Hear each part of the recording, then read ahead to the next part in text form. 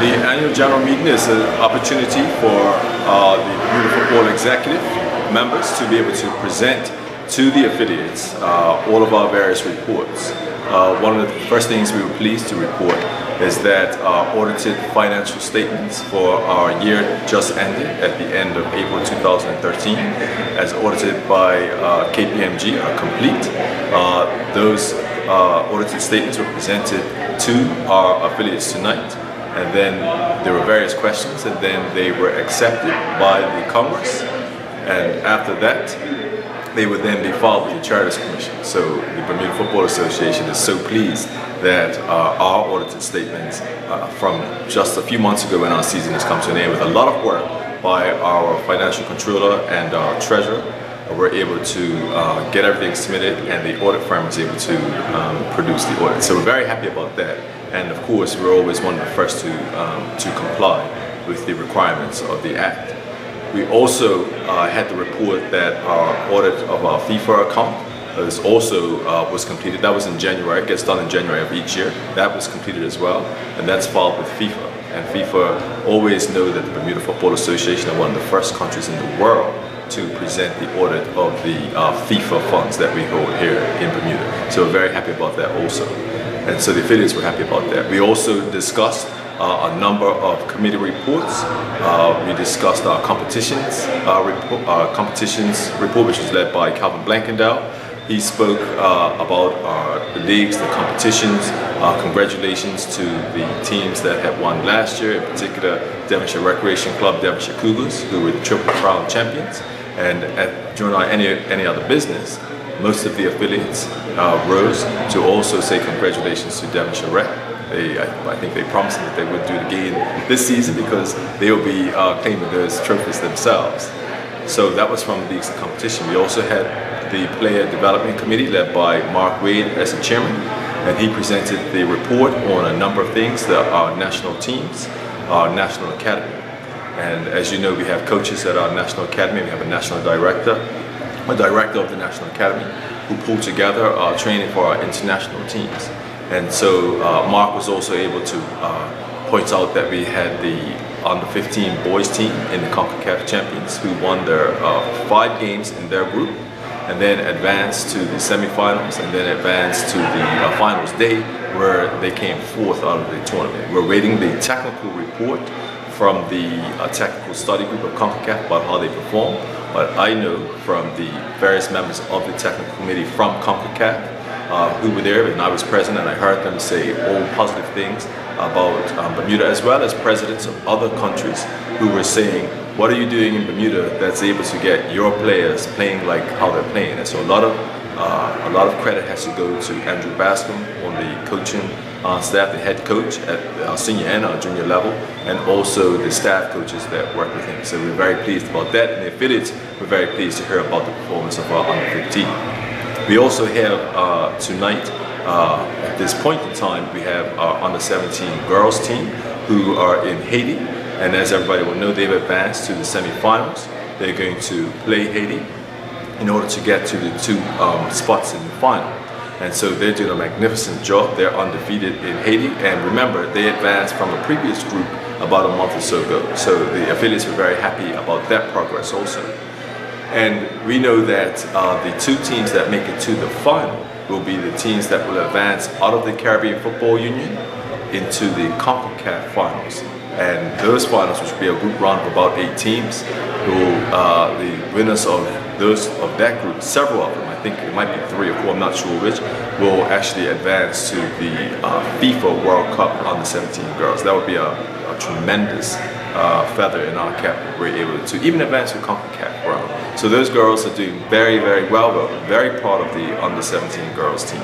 So the affiliates were happy about that. And also, Shakita Parson, she returned tonight from Haiti, where she is a Caribbean Football Union match commissioner. She just got off the plane. She came straight here to the meeting. She came straight to the meeting, and she also reported about the playing conditions in Haiti. And she was able to say that our under-17 girls team were doing a tremendous job down there in the conditions that are present, and that we in Bermuda could be very proud of her. So I've talked about 3 of the committees. We have safety and security as well, which is something that the Bermuda Football Association does. We run seminars for the clubs, as well as we liaise with the Bermuda Police Service on a regular weekly basis as well, because we are doing our best to have a safe and secure environment. Another thing that we spoke about tonight was what we call our BFA committee, and that's the Bermuda Football Association Anti-Social Behavior Committee, and we have a very strict policy that all clubs have to adhere to.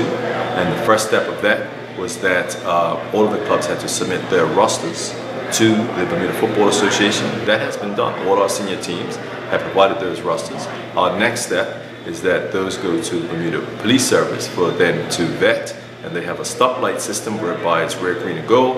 And based on that classification per player, then we take some steps to either address, if it's green, then that player can play, we have no issues.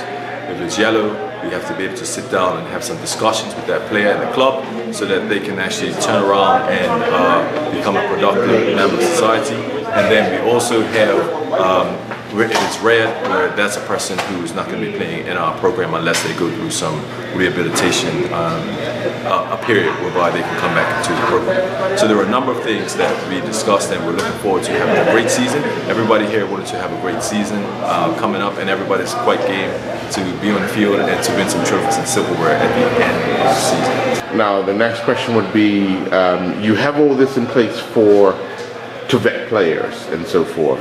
How are you helping the other elements to make the game get on a Sunday or on any day? I'm talking about match commissioners, referees assistants. What are we doing to ensure not only their safety, but also to help them feel more comfortable in doing their job on a regular basis? Well, we have match commissioners. They are the officials that work closely with the Bermuda Football Association office to be able to ensure that the matches start on time, that the changing rooms are ready for the teams, that the referees are being properly taken care of. And this is something that's been going on for a few years, our match commissioners. And they are there, and they're in sometimes, normally in a shirt and tie, sometimes a jacket, to ensure that we have a professional environment. All right. So we have a professional environment at the club. So those match commissioners are a huge benefit to us, and we give a lot of credit to them for getting the game started on time with all the support systems in place. At the same time, all the clubs know that they have to have club stewards in place. Those club stewards are in place to take care of the gate, to also take care of the referees when they're coming into the field during the game and then afterwards.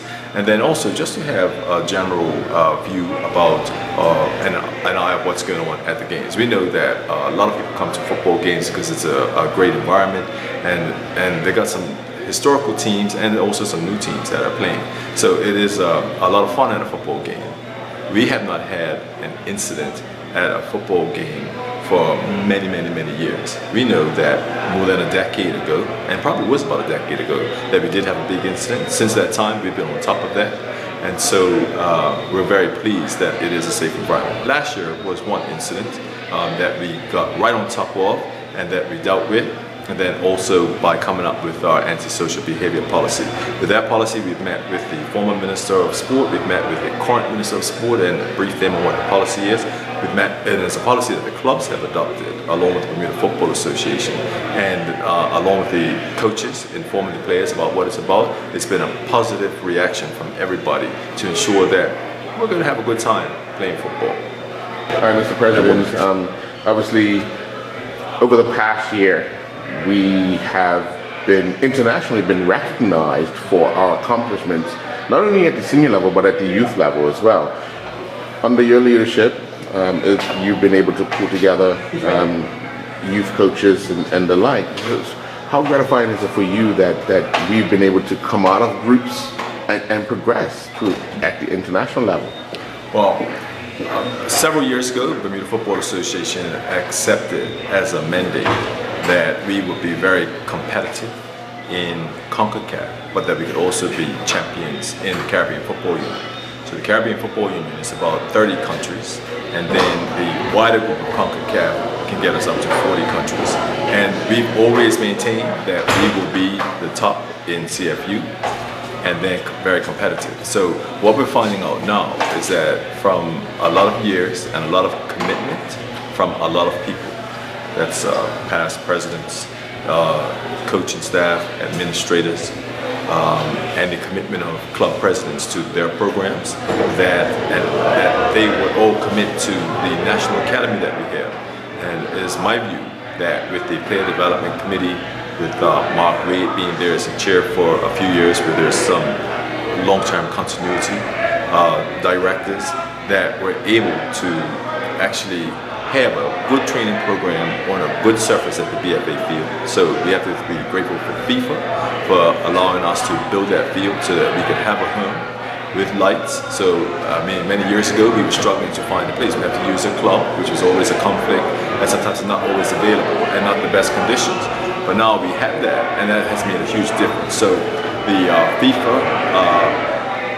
FIFA commitment to us, the BFA field, the lights, and then some dedicated staff, and also really the funding from the Bermuda government many years ago, and we're quite reduced now. But all of that comes together because none of this development can take place overnight. It's not just like 1 week or 1 year. It's actually a lot of people doing a lot of things, and more particularly the coaches and the players that are able to put the time in as required so that we can produce. It was a joy in Cayman to watch the under-15 team, and as Shaquita Parsons said tonight, she reported on the under-17 girls, and it seems like Bermuda could be proud of both of those youth teams. Now those teams are going to, obviously they move up into age groups, and we expect that they can still play at that quality and better quality as they become older, and then we'll find that our next group, under 20s, going to qualify. The Olympics will be under 23.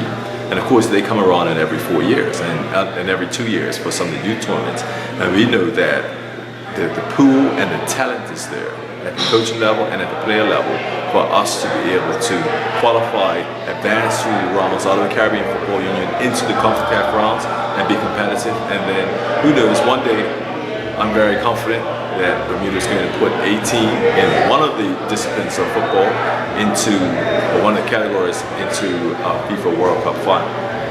Now, I have a lot of people that I speak to throughout the Caribbean, and how much pleasure does it take for you to be amongst other presidents in the region and CONCACAF and Caribbean football people that Bermuda is one of the teams that they envy now? Yeah. Years ago, we used to be a push-up. Right. Now we're ones that people are looking at and want to emulate. And how gratifying, how happy does that make you? Oh, it's very gratifying, particularly when I am with some of the other presidents from the other football associations. In particular, the president of Trinidad, who, and even former president of Trinidad, who, you know, Bermuda, for some reason, always beats Trinidad. We got that number now. So we have that number, and so when we beat again, I was so very happy about that. And I know that when we meet again, or the General Secretary meets with some of our colleagues in the Caribbean, we'll press that point home, and we'll tell Trinidad, you never beat us. And they know that as well. As far as the president of Jamaica Football Federation is concerned, that's Captain Burrell, a very good friend of Bermuda Football Association. And in Cayman Islands, I had traveled down there just for part of the group run and didn't take a suit. But when we advanced to the final, at the same time Jamaica had been eliminated. And so there was a big joke amongst President Jeffrey Webb from CONCACAF and a number of other presidents that I was going to take the suit from the Jamaican president, and he was going to give me a suit so that I could wear it because he was going home and I needed a suit to see Bermuda. So we had a big joke about that. And I was about to call him up again and say, I'm going to need your suit again because our under-17 girls team have advanced and probably will advance to the final. So it is a huge pleasure to be amongst our colleagues from the Caribbean Football Union and from CONCACAF as well, and to fly the flag for Bermuda.